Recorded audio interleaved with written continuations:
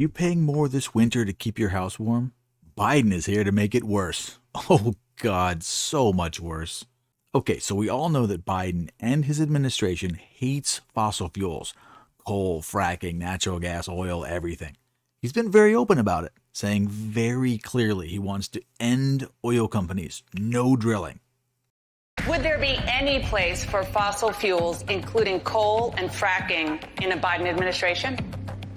No, we would work it out. We would make sure it's eliminated and no more subsidies for either one of those. I guarantee we're going to end fossil fuel. No more, no new fracking. I'd gradually move away from fracking. And I think it's critically important on day one that we end any fossil fuel leases on public lands. What about, say, stopping fracking and stopping pipeline infrastructure? They want to do the same thing I want to do. They want to phase out fossil fuels, and we're going to phase out fossil fuels. There's no question I'm in favor of banning fracking. This has been pretty tough for Americans. We've all seen gas prices go up. We have seen diesel prices go up. And diesel prices are a little more concerning because every product on every store shelf gets delivered by diesel trucks. Those extra costs are being passed on to you through increased prices. You know how much it costs at the grocery store now. This is not shocking to you. But that's partially because of increased diesel prices. I mean, there are other factors, but it certainly doesn't help. Winter is here for most of the country, and many people have already seen their first snow of the season. Just about everyone has turned on the heat at night by now. You're going to notice that heating oil prices have skyrocketed since last year, and so did electricity prices. Now, my rates have doubled in the last year or so. I own a manufacturing business, and I have electric machines running night and day. It's been concerning, to say the least. Okay, we get it. Energy has become more expensive since Biden tried to kill it. He wants green energy, and only green energy. That's a nice fantasy, but it doesn't work. It doesn't work in Germany, where they're freezing in their homes. It doesn't work in the UK, where they're being told to hide in public libraries during the day to stay warm. And it doesn't even work in Texas, where they have more oil than you can imagine. But they tried to rely on wind farms last winter, and a little tiny winter storm shut down the entire state for several days because wind turbines don't work when it's too cold. Funny enough, it's because the oil-based lubricants don't work well when they're frozen. Now, if that isn't irony, I don't know what is. Okay, I'm winding up to a point here. Biden hates oil and coal so much that he doesn't want us to have it. And it doesn't matter how expensive or unreliable it is, you're getting your green energy, whether you want it or not. That's pretty bad, and I know you're going to have a hard time believing this, but it gets worse. Now you have to pay for Biden to stop coal power plants in foreign countries. Biden is budgeting $8 billion in U.S. taxpayer money to shut down coal power plants in South Africa. Seriously. Now, South Africa can't have power plants, and you have to pay for it?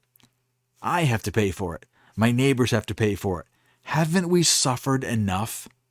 Now, we have to spend money to stop other countries from having energy? What is this madness? South Africa is already struggling. Crime is just out of control. Their government would not be considered an example when it comes to eradicating fraud and corruption. Now they have to suffer with unreliable and expensive renewable energy. They will be back to burning cattle dung for heat by next year. South Africa is its own country with its own problems. Should we feel bad for them? Well, no. They need to fix their own problems. Unless you think all South Africans are stupid and helpless, we should let them solve their own problems. Elon Musk is South African. He's certainly not a dum-dum. Whether you like him or not in his policies, there are people in South Africa that can solve these problems. We can't go to South Africa and start building their roads, creating water pipelines and purification plants and their entire infrastructure. They need to learn how to do it themselves. They need to teach their people how to do it. It's so tired, But the old analogy holds up. If you give a man a fish, he'll eat for a day. But if you teach a man to fish, he can eat for a lifetime.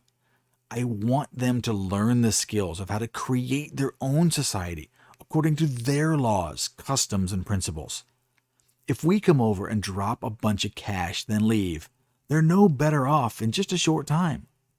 When the system breaks and they don't know how to fix it because they don't understand the principles of why and how it works. All right, here's another story. It helps prove my point. When I used to do extreme obstacle races, like Tough Mudder, stuff like that, there was always a bin at the end of the race where you could donate your shoes to a village in Africa. I'm sure you've seen these campaigns where you donate your used shoes to some charity and they'll bring them to Africa and help people without shoes. Okay, seems nice. Seems like it's helping the shoeless people. But it's wrong. It's actually bad. Dare I say, it's plain evil. Okay, listen, there's a guy in Africa who makes shoes. Well, he used to make shoes, but now he's unemployed because no matter how good or how cheap your shoes are, you can never compete with free shoes. He never had the chance to grow his business and make better shoes, hire employees, teach them to make shoes. He could have made them locally with local products and sold them to locals at a fair price. He could have created the next Nike or Adidas. He can't compete with free shoes. Not only that, but the, air quotes, free shoes were made in Vietnam or China, shipped across the globe, drove across the USA, sold in stores, worn a few times, then donated. Then they were packed up, shipped across the globe again, driven in a few more trucks, and distributed. All of this for free? Bullshit. That costs a ton of money. And you eco-terrorists just used thousands of gallons of fuel to get a barely used, perfectly good product shipped around and around and around just to put some guy out of business. That's evil. And don't get me started on the barely worn shoes that Americans donate because they're no longer this season's color or they got dirty or whatever. If you were eco-conscious, you'd wear them for a year or two or until they started to fall apart, then replace them. You just know the person driving a Prius with a Save the Planet bumper sticker buys 4 to 5 pairs of running shoes every year. I think I made my point. We can't, or rather, we shouldn't be spending all of this money in Africa.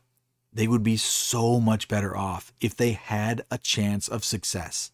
When USA comes in with helicopters of money, taking away their coal plants and making them live by our standards, it will be a disaster. What happens in a few months when we are in a serious recession or even a depression and we can't supply them money anymore? What if we get a new president in 2 years that has different plans and puts America first and cuts off the money? They will be far worse and they will absolutely hate us. Some of them will really hate us and they'll get together to talk about it. And that's how we get our next 9/11. Hyperbolic? Maybe. But wasn't that the exact reason Osama bin Laden said when he hated America? Too much international interference? Just saying, it's already happened. So saying it will happen again isn't that radical. So what are you more mad about? Paying tax money to kill coal plants in another country? Or just a forced green energy plan that you didn't agree to? Maybe I'm way off. If you can change my mind, I'll reply in the comments.